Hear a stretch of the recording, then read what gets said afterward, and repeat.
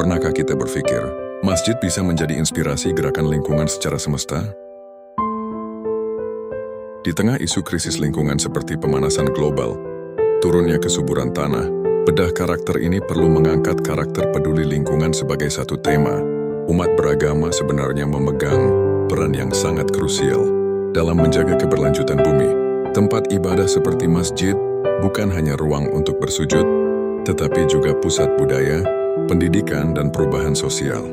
Karena itu, masjid memiliki posisi strategis untuk menjadi motor gerakan ekologis umat. Dalam semangat itulah kita patut menyampaikan apresiasi kepada Kementerian Agama Republik Indonesia yang mulai menggagas penguatan ekoteologi sebagai arah baru pembangunan keberagamaan. Ini bukan langkah kecil. Ini adalah sinyal kuat bahwa ibadah tidak hanya menghubungkan manusia dengan langit, tetapi juga memulihkan relasinya dengan bumi. Berdasarkan visi tersebut, ada 5 program kunci yang dapat digarap bersama untuk mengembangkan Green Mosque, masjid yang indah secara spiritual, hemat energi, ramah lingkungan, dan menghadirkan keberkahan bagi sekitarnya. 1. Pendinginan alami dan hemat energi.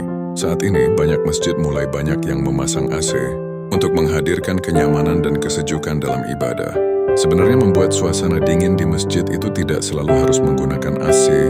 Bukan berarti memasang AC tidak dibenarkan. Penggunaan AC ternyata juga membuat biaya listrik meningkat. Dahulu jauh sebelum teknologi modern hadir, arsitektur Islam telah mengenal pendinginan alami. Ventilasi silang, loster tanah liat, rongga berpori, dan ruang yang memungkinkan angin bergerak bebas. Ketika loster atau dinding pori disiram sedikit air, udara yang melintas menjadi lebih sejuk. Sebuah teknik sederhana bernama pendinginan pasif. Program Green Mosque mengajak kita kembali pada prinsip ini. Kesejukan tidak harus boros energi. Beberapa langkah praktis dapat diterapkan. Jendela dan ventilasi besar, kisi-kisi angin yang lancar, pencahayaan LED, penggunaan AC hanya pada waktu padat jamaah.